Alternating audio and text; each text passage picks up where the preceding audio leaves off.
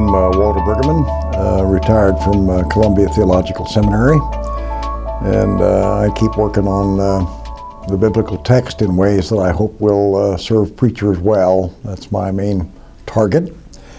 And this book tries to identify three things that the prophets of the Old Testament were doing in their particular context, and then in the book I've tried to transfer those three things that the prophets were doing to what I think our contemporary prophetic tasks may be, because I believe that our cultural situations are close enough that one can proceed by analogy to think that we probably have the same task to perform that they performed. Yeah, you draw a direct parallel between the fall of Jerusalem and the political watershed of 9/11. And I was wondering, in the light of the recent congressional impasse, do any more Old Testament parallels come to mind? Well, I think the current political debate we are having in our country has to do with the power of monopoly on the one hand, and the power of other demands of a social nature that want to impinge upon that monopoly. And I think in different ways that since Solomon, that was the issue in ancient Israel, and the prophets are always working against that political economic monopoly for the sake of the covenant. And I think the analog roughly works. The situation that the ancient prophets in Israel faced was a culture that was totally contained in an ideology of chosenness around a chosen king, a chosen temple, and a chosen city, and that they had to work against that ideology to say that if that ideology screened out the requirements of Torah, it was a society that was going to die. And I think, by way of analogy, that our culture is now caught in an ideology of the marketplace that is coupled with American exceptionalism, in which we imagine that our society is privileged and entitled and can do what it wants to. And so I think the task now is as the task then to say that that ideology that screens out neighborly requirements is a culture that is headed for death. And I think that's sort of how it works. That ideology requires a great deal of denial in ancient Israel. They didn't want to notice poor people. They didn't want to notice that their society was going to hell in a handbasket. And I think our society is engaged in great denial about the crisis we are in. We imagine that it's not as deep as it is. And then after the destruction of Jerusalem, I think society was plunged into despair, and the prophets have to find a way to speak hope in a culture of despair. And I think in our society, as the denial is broken about how bad off we are or going to be, that we will plunge into despair, and then it will be a prophetic task to preach hope about the new world that God is bringing into being. So I think the parallels, they cannot be pressed too closely, but I think they're close enough that we can be informed by them. As I was reading, I became very interested in your idea of God as a disruptive agent. Could you just describe what that means a little bit and how it interacts with other Old Testament ideas like God as creator and God as sovereign? Right.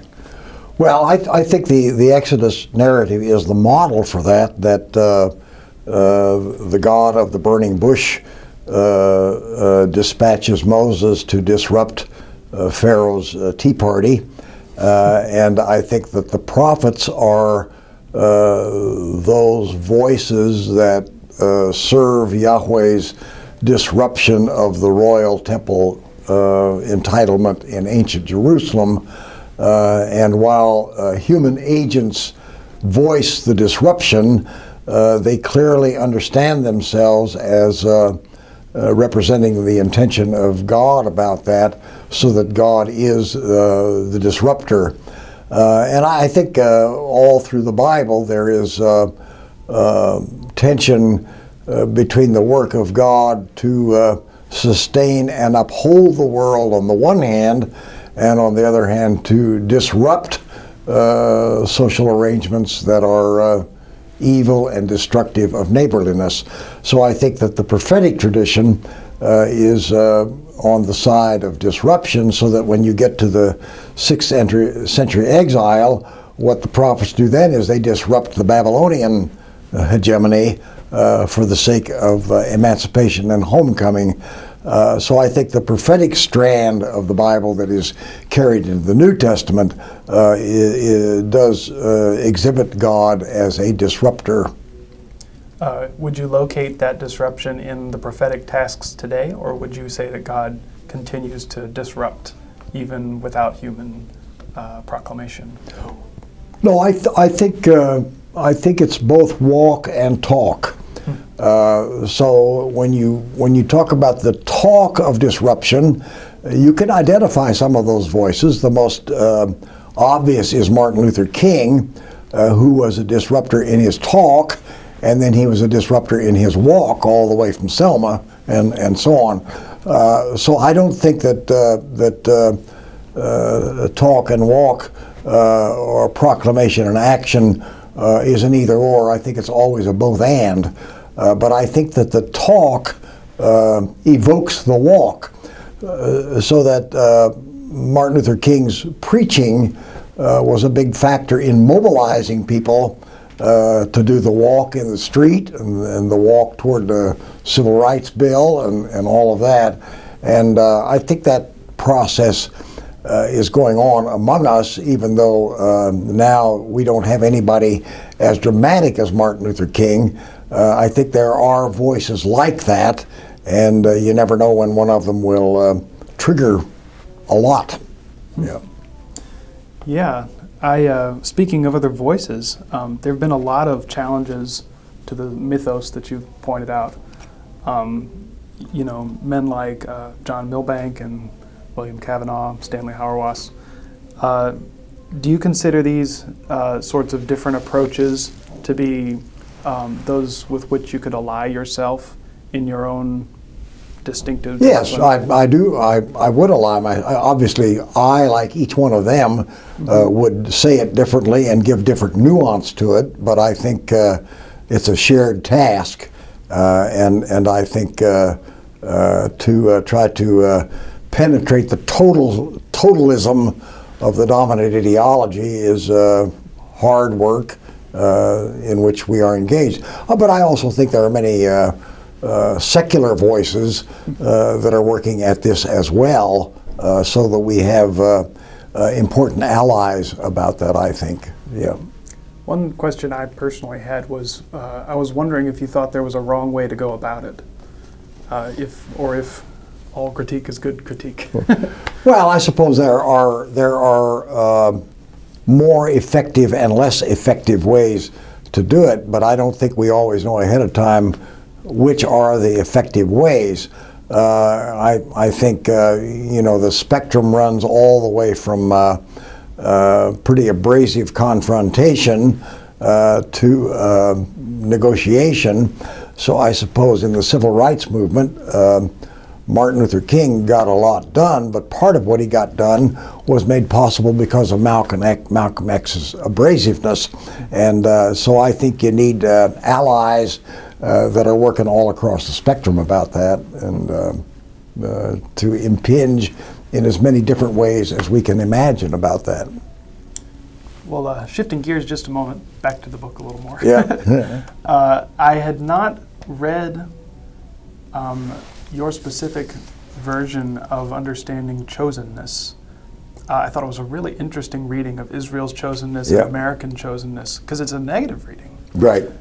Could you expound upon chosenness? There is a new book out written by two Jewish advocates, one of whom is Leibowitz. I can't think of the other one, but they draw amazing analogies between Israel's self-understanding as chosen and U.S.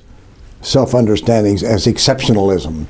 Obviously, there are very important differences, but there is no doubt that the rhetoric of chosenness and exceptionalism in U.S. political history is very much derivative from biblical chosenness, and it seems to me in both cases you can argue that there's a kind of a destiny and a responsibility, but when that destiny and responsibility turns to privilege and entitlement in both cases, then it leads to disaster. And in ancient Israel, it was clear to the unconditional claims of the monarchy and the unconditional claims of the temple and the unconditional claims of the urban elite that finally brought the house down. And it seems to me that much of the same thing is going on, that we have a political economic elite that imagines they are entitled to everything they can take off the table from everybody else in the name of their being entitled. And so I think that when chosenness gets understood in that way, it's pernicious and needs to be exposed for what it is, I think. In all cases. In all cases, that's right. Mm-hmm. Yep. You don't take a very high view of Israel's monarchy. No, and that's a disputed question, and obviously there are biblical interpreters who read that very differently. But if you're allied with the prophetic tradition, as I want to be and try to be, then they do take a dim view of that, because the monarchy is a kind of an epitome of a whole social network. So it's not just a guy on a throne. It is the whole gathering of economic political power to the elites, which is endorsed by the temple, which was essentially the king's royal chapel. And you can see that same package working now, so that the elites control the courts and control the media and control almost everything to the same effect, I think. It reminds me of the curse that Samuel proclaimed on the people of God when they demanded a king. Exactly. There, not everybody thought that, but there was a strong opinion about that in ancient Israel. Yep. So, who are you writing to in this book? It's a very accessible book, yep, even though it has a lot of interpretation in it. Yep. So, who's your audience? Well, I hope it's clergy, lay people, seminarians, students.